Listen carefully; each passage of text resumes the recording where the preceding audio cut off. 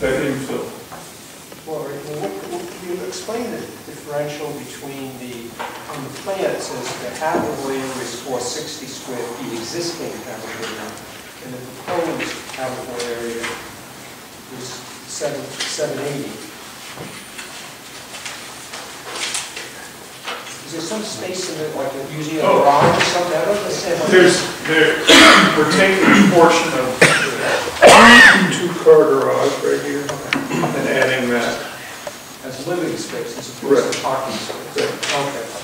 And the other, this existing bedroom, by the way, is an 8-foot dimension in terms of. No, I'm just trying to clarify the square footage issue. That's not right. I understand that. I'm not clear now, and this is Mr. Bergen. In the new exhibit that we've been provided,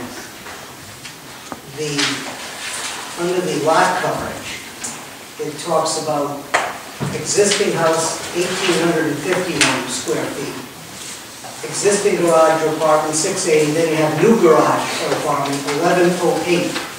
If I were to take the 1108, forgetting the deck, take the shed of 102, and if the existing house, if that 1851 is living area, then I'm way beyond 50%.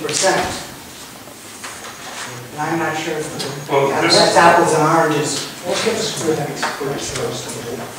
I think first we have to know what the living area of the main house is, to see whether that...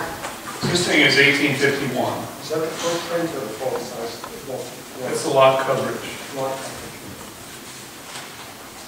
Well, here's my question. 82.311 states that in no case shall any combination of accessory structures have a gross floor area which is greater than 50% of the gross living area of the principal structure. So we have to know what the principal living area of the main house is. And then we have to combine the shed with the new proposed living area. And if it's greater than 50%, then that's another potential problem. Mr. Moran, that was calculated by the building official. He has that calculated. Can I, Mr. Chairman? Yes. I have a question to that. Mr. Boren's reading different numbers than I have on my plan. I'm reading from what was given to me tonight. Because your numbers for under the lot coverage are different than the numbers Mr. Brown and I have on our plan. Right, because these were just given to us. I'm reading from the plan was exhibit that changed? was given to us tonight. I'm reading the site plan. Existing house, 1,851 square feet. But that doesn't necessarily mean, that's lot coverage, not living area. No, the existing house that we have is 10,088. Wait, 1,088. That's the total operation, that's not the house, existing wait, house. let's start again. Okay. Anthony, go ahead. Let's talk about the main house. I have, according to the figures that provided to me, 2,334 square feet. That's on 2 levels, right? Yes. Okay, so the living area of the main house is 334. 34. Okay, and then with respect to the... 50% of that is 1167. Okay, let's just get this. Okay, so then we have the new garage / apartment. What is that going to be? 1088. 1,088. Right, okay, and then we have the shed, which is 102. We're going to take the shed down. Okay, so the shed is being taken down. Is that? You will take the shed down if this is granted. That's our promise. Okay. You can put that as a condition.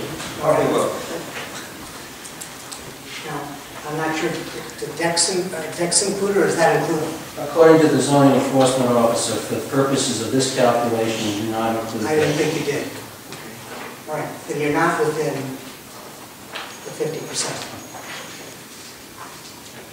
So we have the square footage issues resolved. Are you finished? Any other questions? No questions? Can I just make one comment that my wife asked me? Sure you are.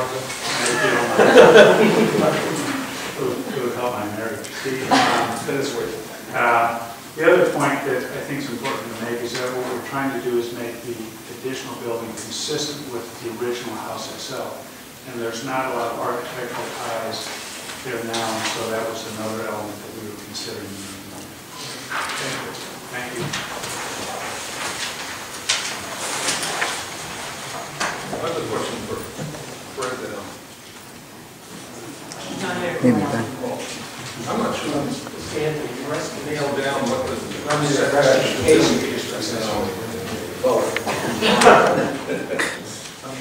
What it should. Yeah. Okay. So that, yeah, that's because it's another front to it. You are aware of that? No, Richard answered the question. I thought he said. Yeah. Setback? 30. There's access. If the applicant's rested,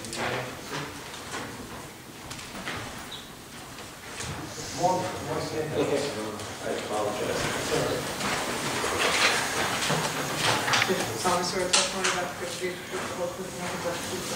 I do. Edwin Pimentel, that's Pimentel.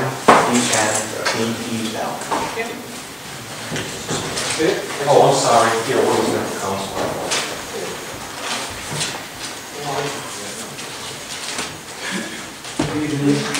Mrs. Nate.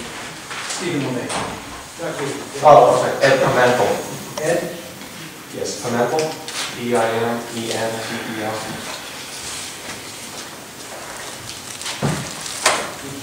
Thank you. Mr. Pimentel is here as a municipal planning expert.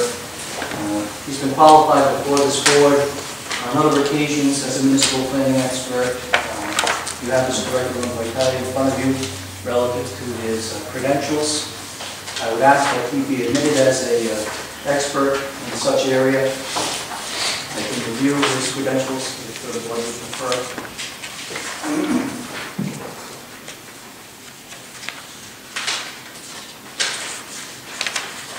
What is this area that you're running, what is the area of expertise you're going to use for? Because we don't usually get these kinds of testimonies, so just fill those in on that.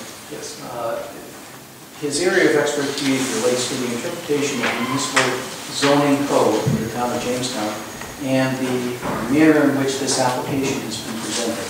So his expertise and testimony relative to that will help clarify the situation for the board and also explain to the board and give it more clarification relative to the terms that have been thrown about tonight concerning accessory dwellings, the comprehensive plan, and the square footages that have been talked about, and whether or not this is even appropriate for the characteristics and nature of this particular neighborhood. Now, I grew up in Jamestown. I lived in this house. And I'll also be presenting the testimony of my father, who's been a lifelong resident of Jamestown, concerning that. But the particular testimony of Mr. Pimentel is relevant to this particular hearing for that specific reason. And I ask that I be permitted to proceed. You ask that if you want me to, I will inquire as to his credentials. But I would like to inform the board that this board has qualified him as an expert before. And as recent as, I believe, 2008, he testified before this board and was admitted as a municipal planning expert. Okay. Is he duly admitted? Could I just be Yes, very briefly? Sure. I'm not sure I understood why he's here. I listened very carefully, I'm not sure why he's here. I think we all know what this is about.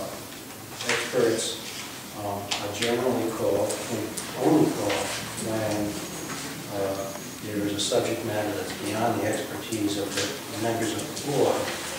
And I don't know what here needs needs planning.